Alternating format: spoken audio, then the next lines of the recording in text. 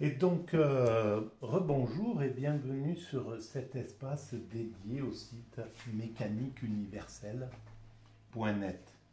Le site qui essaie d'éclairer l'idée selon laquelle l'humanité est destinée à atteindre son ultime perfection.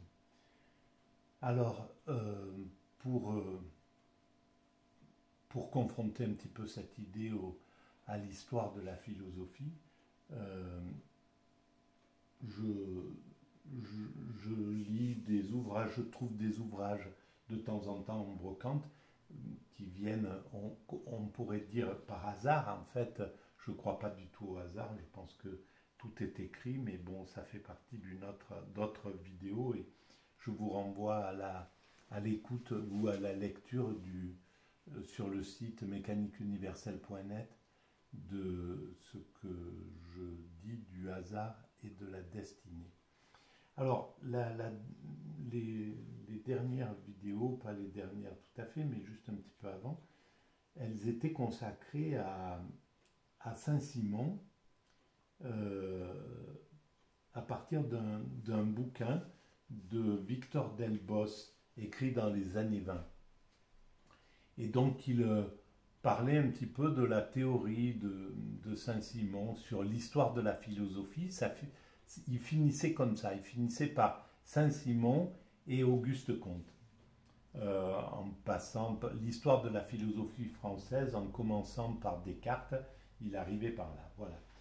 Et donc, je trouvais qu'il y avait quelque chose d'un peu, un esprit critique assez pointu, et je me suis dit, tiens, je vais aller regarder ce que disait, est-ce qu'il parlait de Saint-Simon dans la série de bouquins que j'ai, qui s'appelle Dictionnaire de la conversation, écrit en 1874, 75.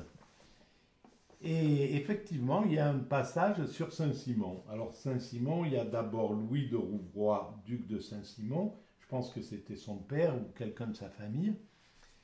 Et puis on trouve donc Saint-Simon, Claude-Henri, comte de Saint-Simon, né à Paris le 17 octobre 1760 et qui appartenait à une branche collatérale de la famille du Saint-Simon qui nous a laissé de si curieux mémoires sur le règne de Louis XIV et sur la Régence. Donc, c'était pas son fils, c'était voilà, dans la famille, mais un petit peu d'une autre façon. Alors, je ne vais pas le lire, ce qu'il consacre à sa vie, parce qu'en réalité, il y a plusieurs pages sur Saint-Simon, donc finalement, Saint-Simon était important en 1870, euh, parce que tout le monde n'a pas, dans ce dictionnaire, ils sont rares ceux qui ont 4 ou 5 pages. Mais il y a un esprit vraiment critique assez incroyable. Je ne l'ai pas lu, hein, j'ai juste un petit peu picoré. Mais bon, voilà. Revenu en France en 1786, notre jeune colonel ne tarda pas à passer en Espagne, non pas seulement pour échapper aux ennuis, de faire l'exercice pendant l'été, ce pauvre régiment d'Aquitaine, qu'allait-il devenir pendant ce temps-là?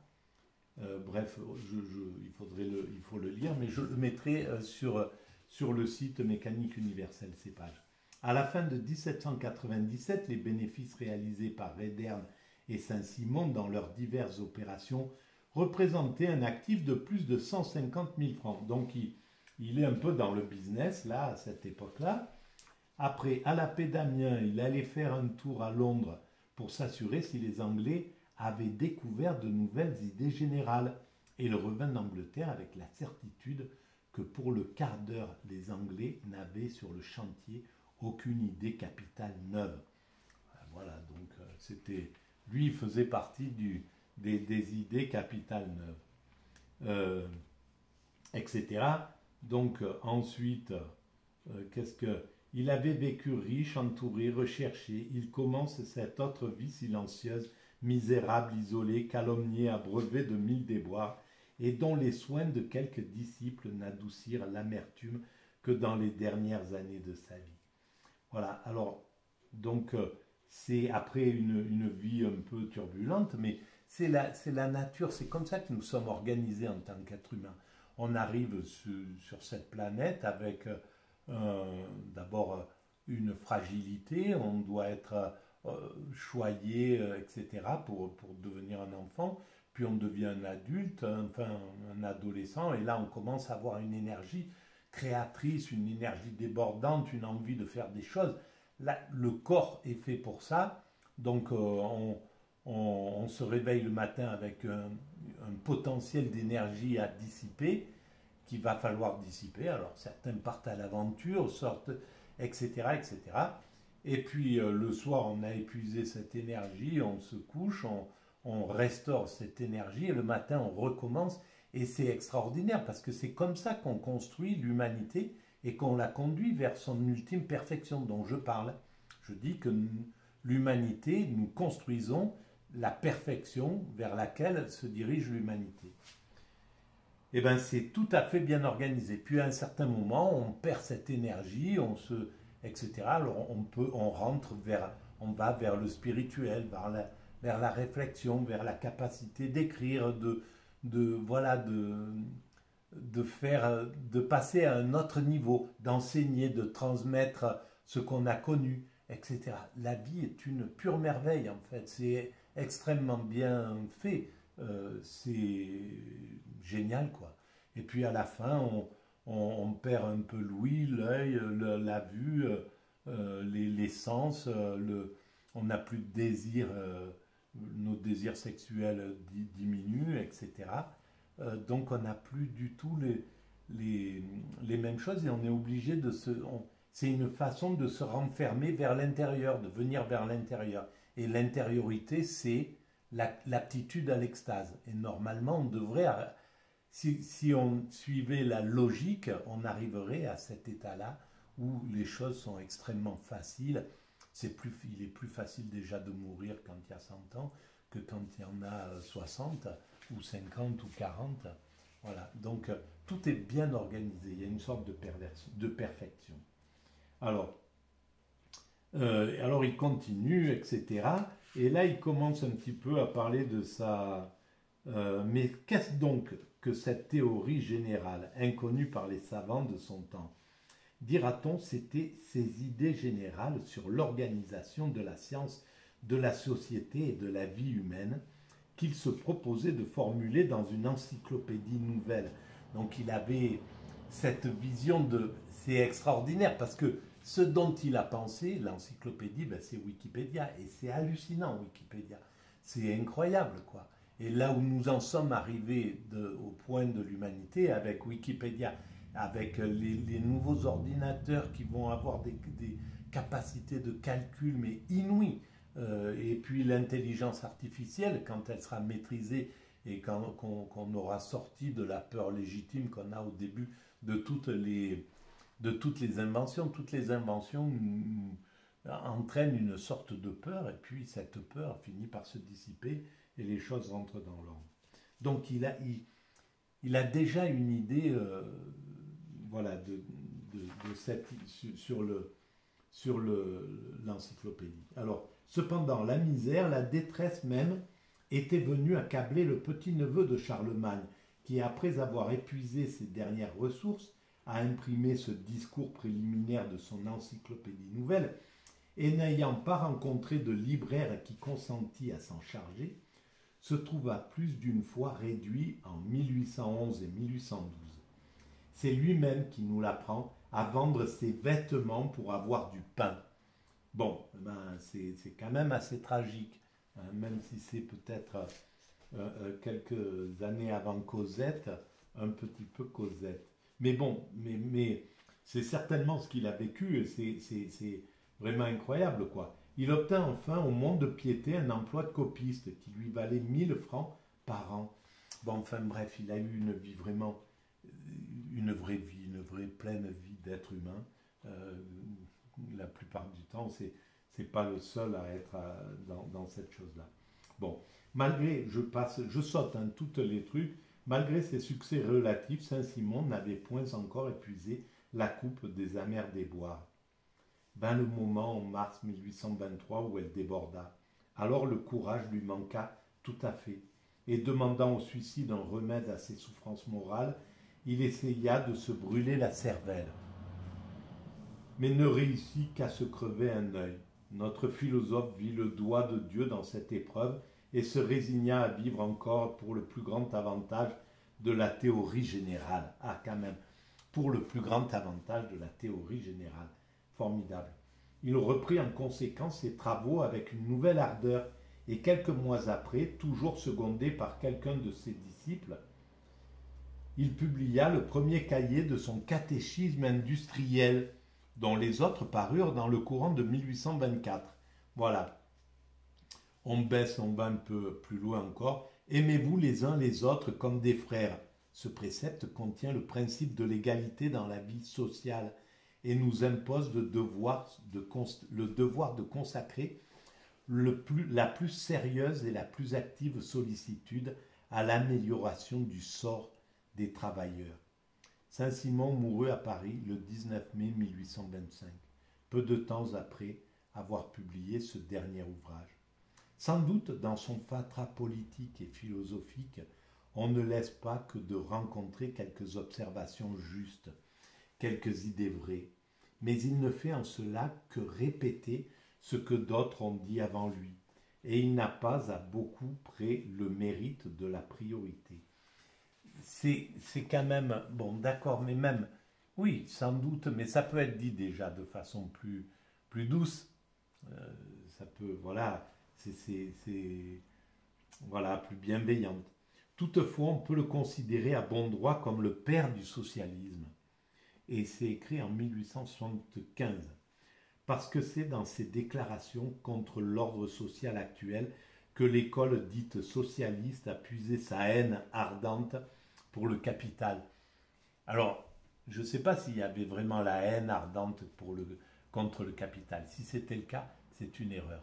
Ce n'est pas la haine qu'il faut, c'est une contradiction, un éclairage de tout ce qui était négatif dans le capital, de tout. Il y a toujours le côté positif et le côté négatif. Et évidemment, on ne peut pas jeter le bébé avec l'enfant, avec l'eau du bain.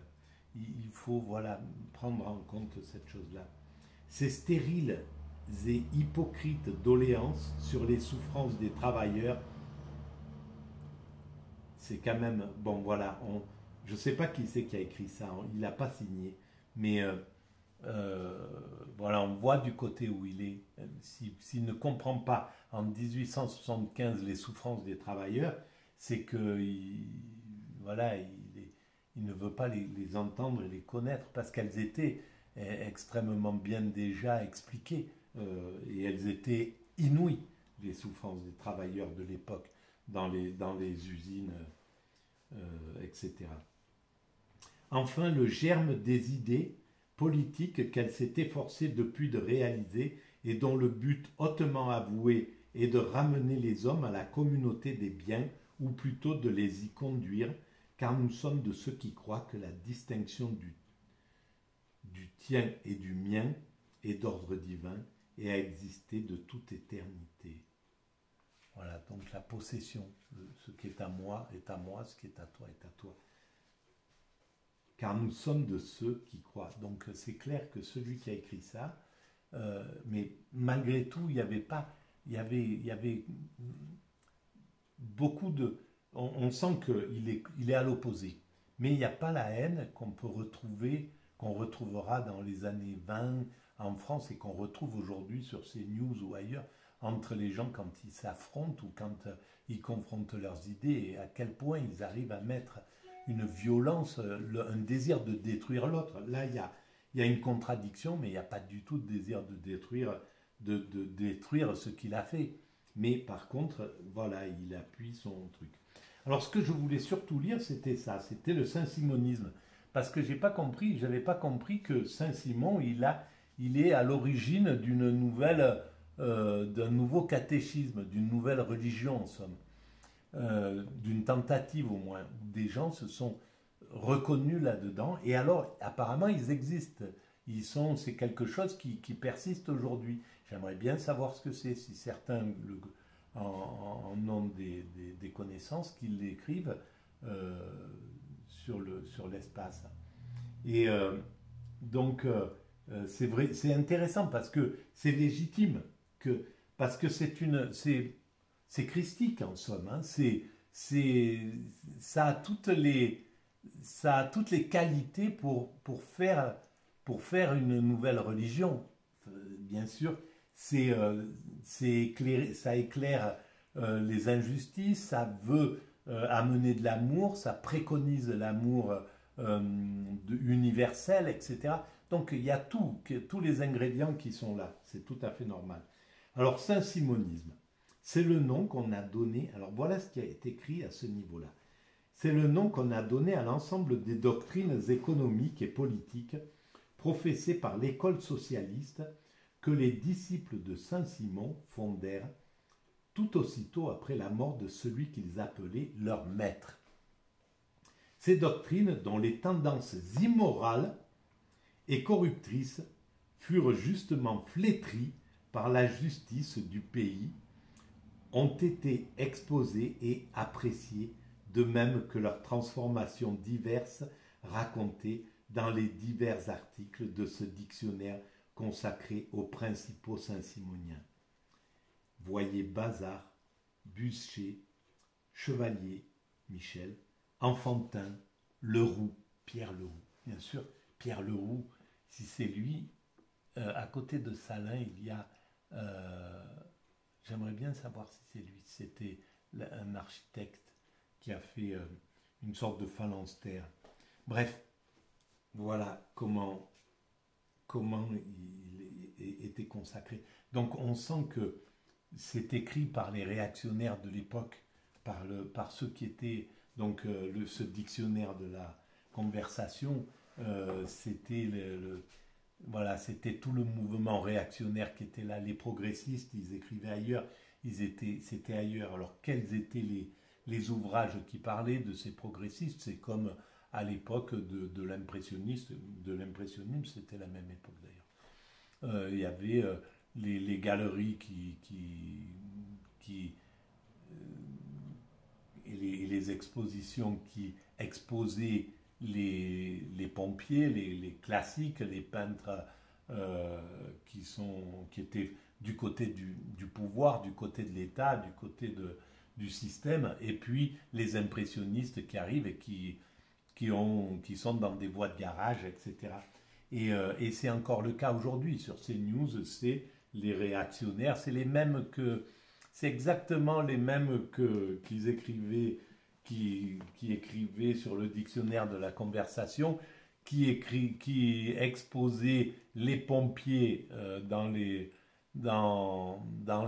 grandes expositions, qui se mettaient comme ça en travers du chef de l'État pour qu'il n'aille surtout pas voir les peintures de Manet et des impressionnistes en disant il y a de la pourriture, ils peignent des corps en bleu, en vert, etc.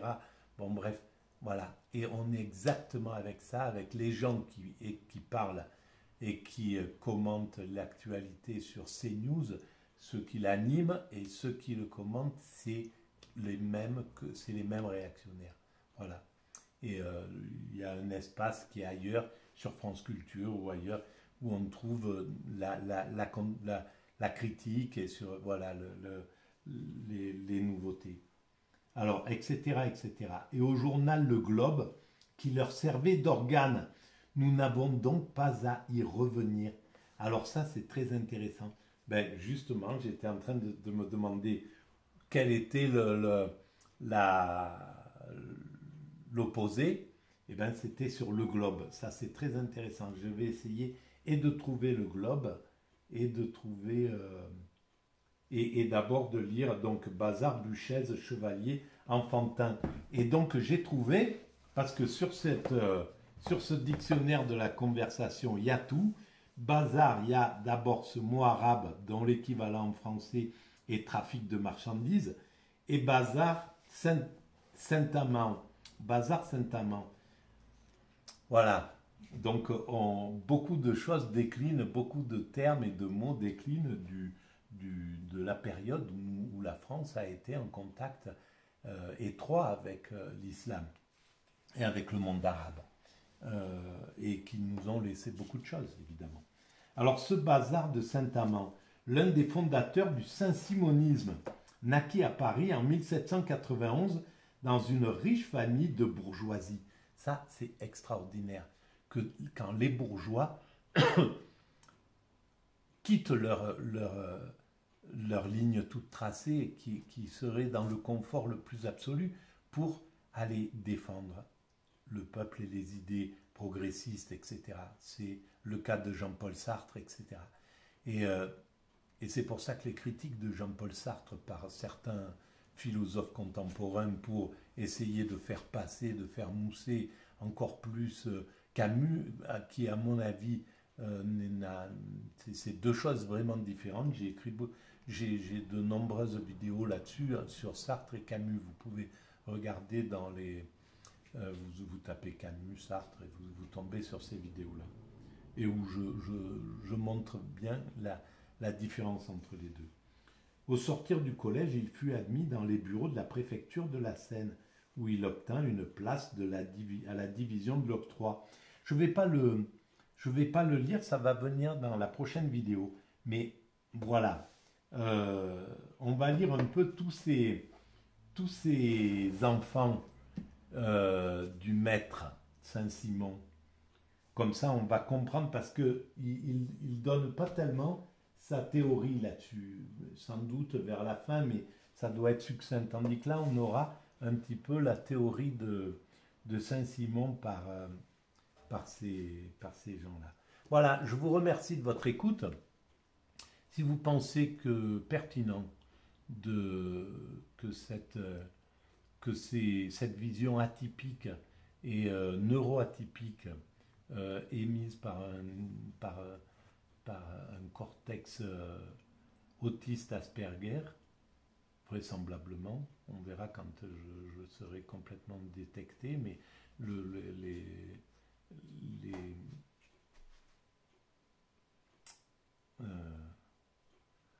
bon, bref, apparemment je suis dans ce cas de figure.